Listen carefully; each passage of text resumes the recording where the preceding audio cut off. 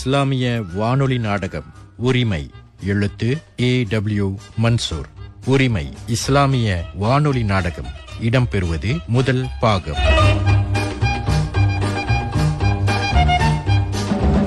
என்னங்க, சுபு தொழுதுட்டு வந்ததுல இருந்து ஒரே யோசனையா இருக்கீங்க? என்னாச்சு இப்போ? எதுக்கு இப்படி ஒரு ஆழ்ந்த சிந்தனை? இந்தாங்க, இந்த காஃபிய முதல்ல குடிங்க. கொண்டா ரஷிதா. ஆமா, பெரியவன் கடையை திறக்க போயிட்டானா? இப்பதான் எந்திரிச்சு குளிச்சுக்கிட்டு இருக்கான். மணி 7 தானே ஆகுது. அப்போ சின்னவன்? அவன் சுபு தொழுதுட்டு அப்படியே கடைக்கு போயிட்டான். என்ன பண்றது, 2 பேருமே பண்றதும் பெரிய வியாபாரம். ஒருத்தன் நகைக்கடைனா, இன்னொருத்தன் பெட்ரோல் ஸ்டேஷன். 2 பேரும் வியாபாரத்தை பண்ணி தொழில பெருக்கிக்கிட்டே போறானுங்களே தவிர உடம்ப பாத்துக்க மாட்டேன்றானுங்க. ஒரு அளவுக்கு மேல பணம் தான் எதுக்கு? அத வச்சு என்னதான் பண்ண? இதெல்லாம் எப்போ அவனுங்களுக்கு புரிய போகுதோ. உங்களுக்கே 63 வயசாச்சு. நீங்க வீட்டுல ஓய்வா உட்கார்ந்தே 3 வருஷம் தான் ஆகுது. பிள்ளைங்க மட்டும் போதும்னு உட்கார்ந்துருவாங்களா என்ன? ஆமா ஆமா. அது சரி, உங்க அண்ணன் கிட்ட பேசி பாத்தீங்களா? எத்தனை வாட்டி பேசுறது ரஷிதா? பாக்கலாம் பேசலாம்னு சொல்றாரே தவிர ஒன்னும் நடக்கல. ஆமா, தம்பின்னு ஒருத்தர் இருக்காரு, அவருக்கு ஏதாவது நன்மை கிடைக்கட்டுமேன்னு நினைக்கிறாரா? எல்லா நன்மையுமே அவரே அனுபவிச்சுக்கிறாரு. அவருதான் இப்படி அல்சாட்டியம் பண்றாருன்னா உங்க அம்மா பாப்பாவும் இப்படி எல்லாம் பண்ண கூடாதுங்க. அவங்க என்ன பண்ணுவாங்க ரஷிதா? அவங்களுக்கும் வயசாயிடுச்சு. பாப்பாவுக்கு 95 வயசு, அம்மாக்கு இந்த டிசம்பர் 16 வந்தா 90 வயசு. அவங்க என்ன பேச போறாங்க? அண்ணன் எதிர்த்து பேசவும் எனக்கு முடியல. அதுக்காக எல்லாத்தையும் அவரே அனுபவிக்கட்டும்னு விட்டுடவும் முடியாது. அதான் என்ன பண்றதுன்னு யோசிச்சுக்கிட்டு இருக்கேன் ரஷிதா. 35 வருஷமா யோசிச்சுட்டு தான் இருக்கீங்க, ஒன்னும் நடக்கல. ஆனா உங்க அண்ணன் புத்திசாலித்தனமா யோசிச்சு அவருக்கு சாதமா காய நகர்த்திட்டாரு. நீங்களும் உங்க பிள்ளைகளும் பணத்தையும் புகழையும் சம்பாதிச்ச அளவுக்கு புத்திசாலித்தனத்தை சம்பாதிக்கல. ஆனா உங்க அண்ணன் உங்களைய விட பணத்தையும் புகழையும் சம்பாதிச்சதோட மட்டும் இல்லாம புத்திசாலித்தனமா எல்லாத்தையும் யோசிச்சு அவருக்கு சாதகமா மாத்திக்கிட்டாரு. அப்படியும் சொல்ல முடியாது ரஷிதா. சொல்ல போனா அவரு பண்றது அவரு பக்கம் நியாயம்தான். அவருக்கும் உரிமை இருக்குல்ல. உரிமை இருக்குன்னா விட்டுட்டு வேலைய பாருங்களேன். அப்புறம் எப்பவும் கவலையும் கண்ணீருமா இருக்கீங்க? என்ன இப்படி சொல்லிட்ட ரஷிதா? அப்ப எனக்கு மட்டும் உரிமை இல்லையா? நீங்க உங்க அண்ணனை எதிர்த்து பேச மாட்டீங்க, உங்க உம்மா வாப்பாட்டையும் நியாயத்தை கேட்க மாட்டீங்க. இப்படி வீட்டுல உட்கார்ந்து புலம்பிக்கிட்டே இருங்க. இவ்வளவு சொத்து பத்து பேரம்பேத்திங்க நிறைஞ்சு இருக்கிற இந்த வீட்டுல நீங்க நிம்மதி இல்லாம கஷ்டப்படுறத பார்த்தாதாங்க எனக்கு கவலையா இருக்கு. உங்க அண்ணன் இத பத்தியும் பேச போறது இல்ல, உங்களுக்கான உரிமைய விட்டு தர போறதும் இல்ல. 35 வருஷமா தராத அவரு இனிமேலாவா தர போறாரு? அப்படிலாம் விட்டுட முடியாது ரசிதா. என்னமாவது பண்ணி என்னோட உரிமைய அடைஞ்சே தீருவாமா. அப்படின்னா ஒண்ணு செய்யுங்க, மூத்த மருமக முனிரா சொல்ற மாதிரி உங்க அண்ணன் மேல ஒரு கேஸ போடுங்க. என்னது, எங்க அண்ணனை எதிர்த்து வழக்கு போடுறதா? மூத்த மருமக மட்டும் இல்ல, இளையவ நசீராவும் அதத்தான் சொல்றா. பெரிய பாப்பா மேல அவ்வளவு மதிப்பும் மரியாதையும் வச்சிருக்கிற என் பிள்ளைங்களுக்கு தெரிஞ்சா என்ன ஆகும் தெரியுமா ரஷிதா?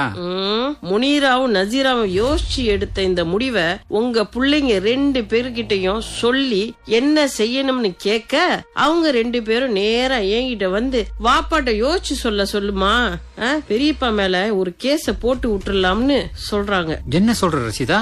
அப்படியா பிள்ளைங்க சொல்றாங்க? பின்ன அவங்களுக்கு உங்க உரிமையும் பங்கையும் வாங்கி நிம்மதியா சந்தோஷமா இருக்கணும்னு தோணாதா? உங்க மகன் மருமகளுக்கு மட்டும் இல்ல, இருக்கிற அத்தனை பேரன் பேத்தியும் அதத்தாங்க சொல்றாங்க. ஒரு முடிவை எடுங்க சீக்கிரம். அப்படியா சொல்றாங்க? அப்படின்னா ஒரு கேஸ போட்டு பாத்துடலாம். இப்ப என்ன பண்ணுவாருன்னு பாப்போம்.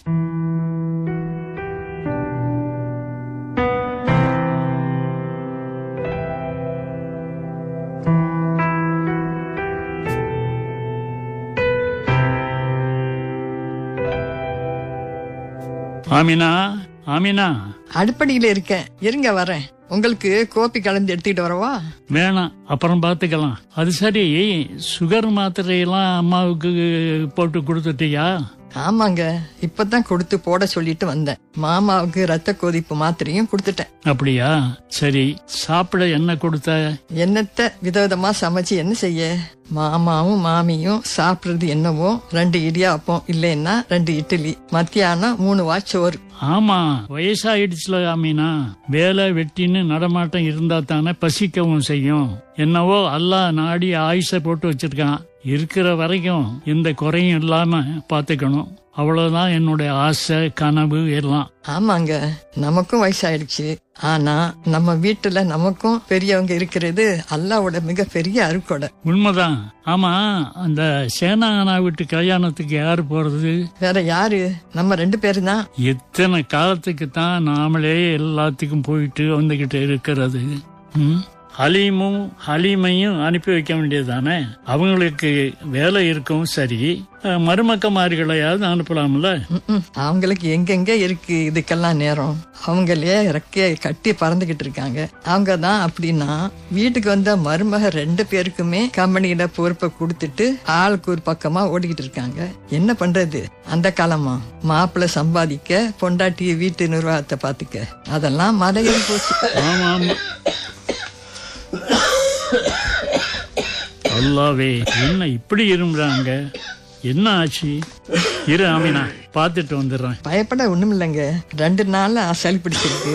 நேத்து நம்ம ஃபேமிலி டாக்டர் வந்து பார்த்துட்டு மருந்து மாத்திரை எல்லாம் கொடுத்துட்டு போயிருக்காரு.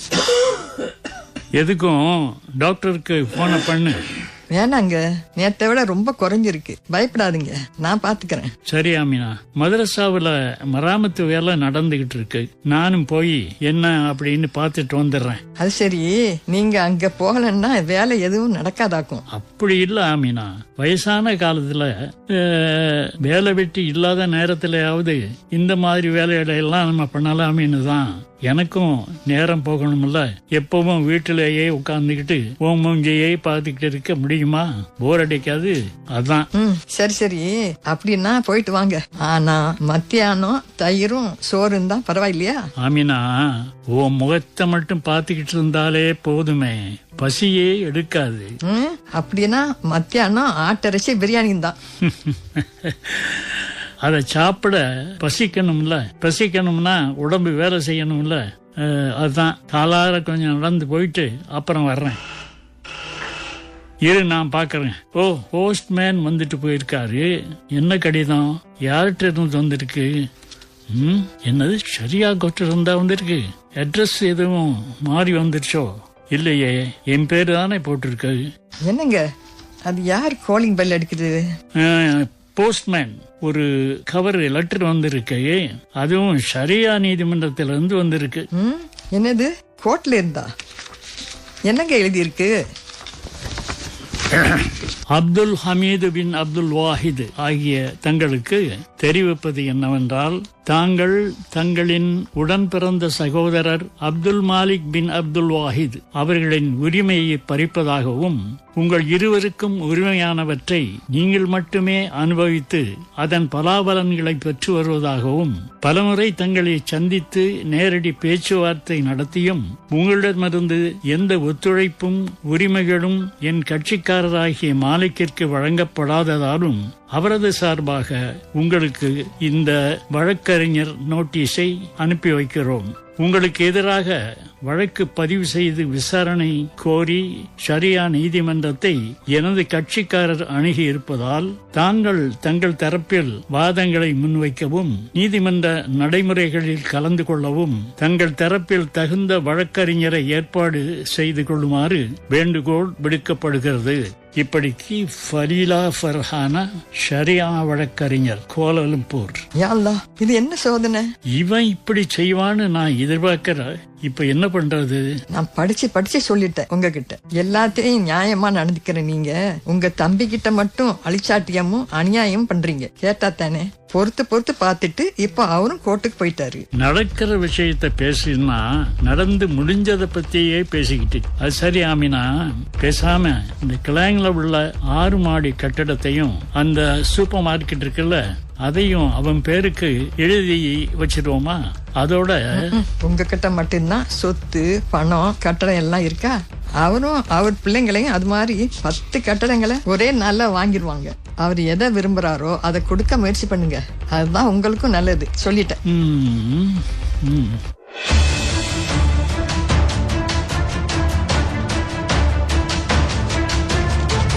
ரஷிதா, ரஷிதா, என்னங்க தோழ பள்ளிக்கு போனீங்க, இவ்வளவு சந்தோஷமா வந்திருக்கீங்க, என்ன விஷயம்? அத்தை ஏன் கேக்குற? நம்ம பிள்ளைங்க 2 பேரும் அண்ணனுக்கு லாயர் நோட்டீஸ் அனுப்பி விட்டுட்டாங்க போல. அண்ணன் தரப்புல ஒரு 4-5 பேரு என்ன பள்ளியில சந்திச்சு என்ன சமாதானப்படுத்த முயற்சி பண்ணாங்க. என்னத்த சொல்லி வச்சுட்டு வந்தீங்க? இந்த தடவை விட்டுடுவானா? ஒத்த வார்த்தையில முடியாதுன்னுட்டேன். அப்புறம் என்ன, அண்ணன் சொல்லி விட்ட மாதிரி பேரம் பேச ஆரம்பிச்சுட்டாங்க. என்னவா? அதான் அந்த கிளாங்ல உள்ள அந்த 6 அடுக்கு கட்டடத்தையும், சூப்பர் மார்க்கெட் இருக்கிற ஷாப்பிங் மாலையும், கேஎல்ல இருக்கிற கல்யாண மண்டபத்தையும் எனக்கு எழுதி வைக்கிறதா சொல்லி அனுப்பியிருக்காரு.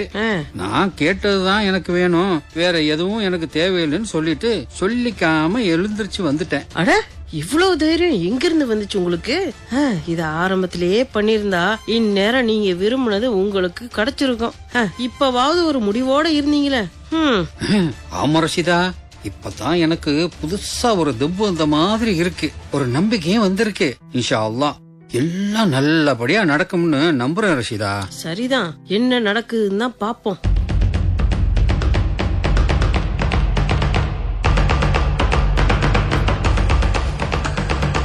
இந்த பைய எதுக்கும் அடங்க மாட்டான் போல இருக்க. நான் கொடுக்கறது எதுவுமே அவனுக்கு வேணாமா, அவன் கேக்குறதான் வேணும்னு அடம் பிடிக்கிறான். ஆமினா, ஒண்ணு செய்தியா? என்னங்க? என்ன சொல்லுங்க? நீ போய் நேர்ல அவனை பார்த்து பேசி பாறேன். நான் மாட்டேன். நீங்க பண்ற அநியாயத்துக்கு நானும் துணை போயணுமா? என்னால முடியாதுங்க. என்ன ஆமினா, புரிஞ்சிக்காம பேசுற? இப்போ நாம பேசி முடிக்கலன்னா அப்புறம் கோர்ட்டு கேஸு அப்படின்னு பிரச்சனை அவனுக்கு சாதகமா தீர்ப்பாயிடும். இத ஞாபகம் வச்சுக்க. ஆனா மாலிக் மச்சான் கேக்குறதுல நியாயம் இருக்கத்தானே செய்யுது. கோர்ட்டு இதைத்தானே பாக்கும். அதுக்கு முன்னால ஒரு தடவை நேர்ல அவனை பார்த்து பேசிட்டு வர்றேன். இந்த விஷயத்துல இனியும் நான் தலையிட விரும்பலங்க, கோச்சிக்காதீங்க. அப்படின்னா சரி, இதுக்கு நானே ஒரு முடிவை எடுக்கிறேன். ஆனா ஒண்ணு ஆமினா, எந்த ஒண்ணு அவன் வேணும்னாலும் நான் அவனுக்காக விட்டு கொடுப்பேன். ஆனா அவன் கேக்குறத, அவன் விரும்புறத ஒரு நாளும் விட்டு கொடுக்கவே மாட்டேன். பாத்துடலாம். ஏங்க இப்படி பிடிவாதம் பண்றீங்க? உங்களுக்கும் வயசாரிச்சு, அவரும் எவ்வளவு காலம்தான் போராடுவாரு. கொஞ்சம் விட்டு கொடுத்தான் போங்களேன். எவ்வளவு காலம் நீங்க மட்டும்தானே அனுபவிச்சிருக்கீங்க, அவருக்கும் அந்த உரிமை இருக்குல்ல? இல்ல ஆமினா, என்னோட உயிர் இருக்கிற வரை அது நடக்கவே நடக்காது. அவனோட திட்டமும் பலிக்காது. அவன் எந்த கோர்ட்டுக்கு போனாலும் நான் விட மாட்டேன். பாத்துக்கிறேன். நானா இல்ல எனக்கு பின்னால பிறந்த அவனா?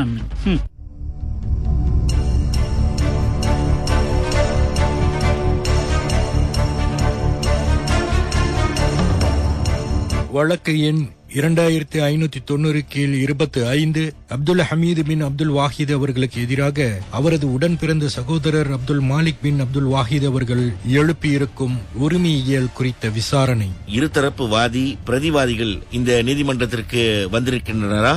S ya Arif. ஜனாப் அப்துல் மாலிக் சார்பாக வாதாடிட நான் ஃபலீலா ஃபர்ஹானா, கூடவே எனது கட்சிக்காரரும் உடன் இருக்கிறார். யா ஆரிஃப். ஜனாப் அப்துல் ஹமீத் சார்பாக வாதிட வழக்கறிஞர் யாரும் வரவில்லையா? இல்லைங்க யா ஆரிஃப், நானே எனது சார்பாக வாதாட அனுமதிக்க வேண்டுகிறேன். தங்களுக்காக வாதிட வழக்கறிஞர் வைத்துக் கொள்ள முடியாத அளவிற்கு நீங்கள் இருந்தால் நீதிமன்றம் சார்பாக வழக்கறிஞரை நியமிக்கட்டுமா? அவசியமில்லை யா ஆரிஃப். இந்த வழக்கில் நானே வாதிட முடிவு செய்தே இங்கே வந்திருக்கிறேன். நல்லது. வழக்கு வாதங்களை முதலில் வழக்கறிஞர் ஃபலீலா ஃபர்ஹானா துவக்கி வைக்கலாம். தேங்க்யூ யா ஆரிஃப். எனது கட்சிக்காரர் திரு மாலிக் அவர்கள் தனது அண்ணன் ஹமீதால் பாதிக்கப்பட்ட உரிமைகளை திரும்ப பெற்றுக்கொள்ள எடுத்த அனைத்து சமரச பேச்சுவார்த்தைகளும் தோல்வி அடைந்து விட்டதால் மட்டுமே இந்த நீதிமன்றத்தை அணுகியிருக்கிறார் என்பதை முதலில் பதிவு செய்து கொள்ள விரும்புகிறேன். எனது கட்சிக்காரர் திரு மாலிக் தன் பெற்றோரை தன் கூடவே வைத்து பராமரிக்க பலமுறை முயற்சித்தும் அவரது அண்ணன் ஹமீது அதற்கு உடன்படாததால் தனது தரப்புக்கு நீதி கோரி இந்த மாண்புமிக்க நீதிமன்றத்தை அணுகியிருக்கிறார். யா ஆரிஃப்.